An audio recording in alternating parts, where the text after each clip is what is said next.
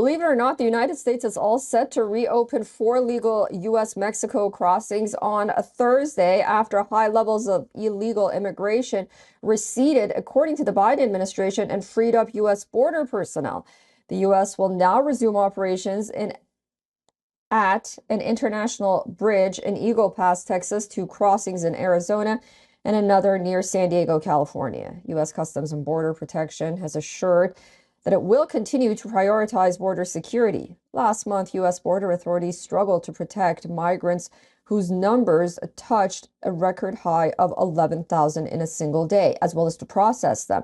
U.S. lawmakers are in talks over a possible deal to combine increased border security measures with foreign aid, including military funding for Ukraine. Mexico and U.S. officials pledged last week to work more closely to tackle the record migration at their shared border. Reacting to the record migration levels, this was the president's reaction. They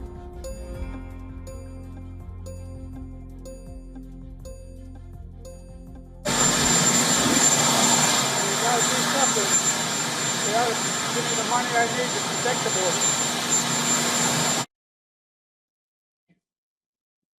All right, let's get you more on this story. We are being joined on the phone by not on the phone. He's live with us, our correspondent, Will Denslow, joining us from here in New York. Will, great to see you, and thank you so much for joining us. So we're hearing news that the Biden administration is opening more border crossings. But according to official data, U.S. official processed more than 300,000 people at the border with Mexico. That's in December alone.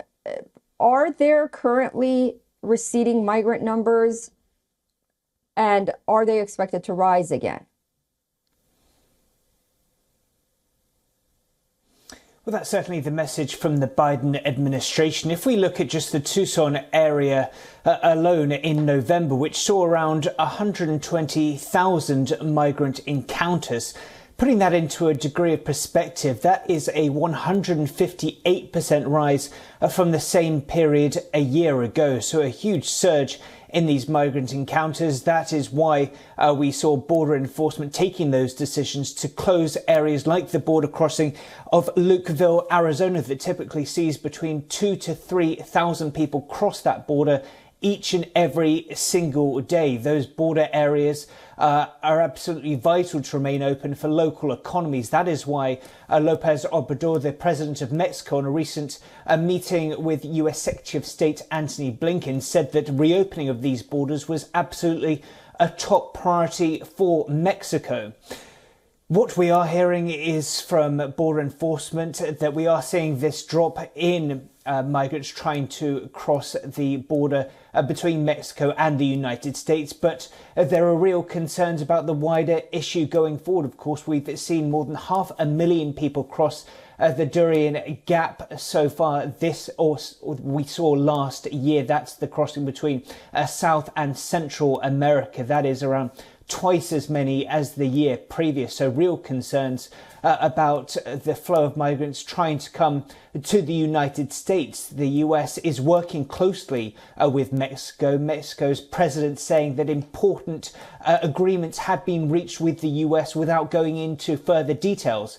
Of course, as far as the Republicans are concerned, as you rightly point out, they want much more from the Biden administration. That is why a group of around 60 House Republicans are heading to the border this Wednesday in another show of force that Republicans want stronger action from Democrats on the issue of immigration.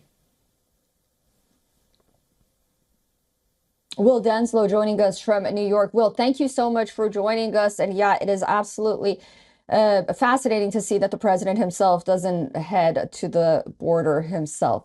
I'll talk to you soon.